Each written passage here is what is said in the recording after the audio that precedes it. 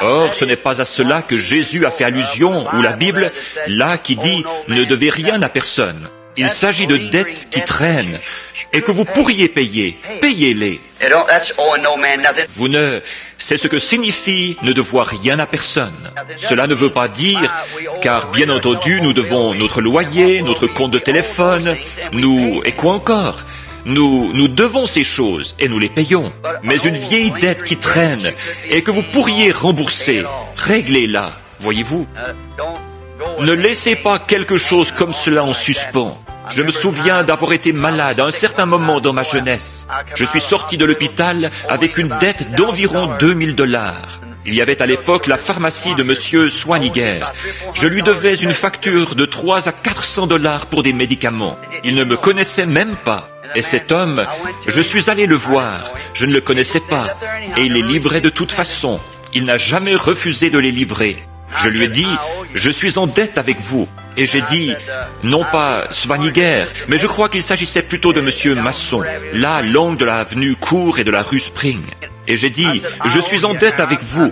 Et je suis encore terriblement faible, mais j'essaye d'aller travailler.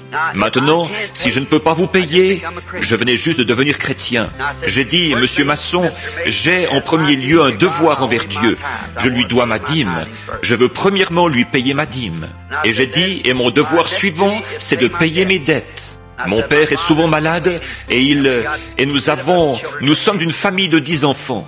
Mais ai-je ajouté, si je ne peux pas vous payer plus de 25 cents sur le montant de cette facture à chaque jour de paye, si je n'arrive même pas à rembourser ces 25 cents, je passerai vous le dire. Je vous dirai, je ne peux pas le faire cette fois-ci. Le secours de Dieu, j'ai remboursé jusqu'au dernier sou, voyez-vous. Mais c'est ce que je veux dire, voyez-vous. Quelqu'un qui dirait, à un moment donné, un certain chrétien de cette église-ci avait fait faire du travail sur une voiture. Et cet homme est venu, il avait dit à cet homme, je vais vous payer, je touche ma paye samedi ou quelque chose comme cela. Et il ne l'a jamais payé. Les semaines, une après l'autre, se sont écoulées, il ne l'a jamais payé et n'est jamais allé lui en parler. Et cet homme est venu me demander, il a dit, voyez-vous, cela nuit à la réputation de l'Église, cela déshonore le nom de Christ. Si vous ne pouvez pas le payer, allez le lui dire. Dites, je suis en dette avec vous et je vais vous payer, je suis chrétien. Mais je ne suis pas en mesure de le faire tout de suite.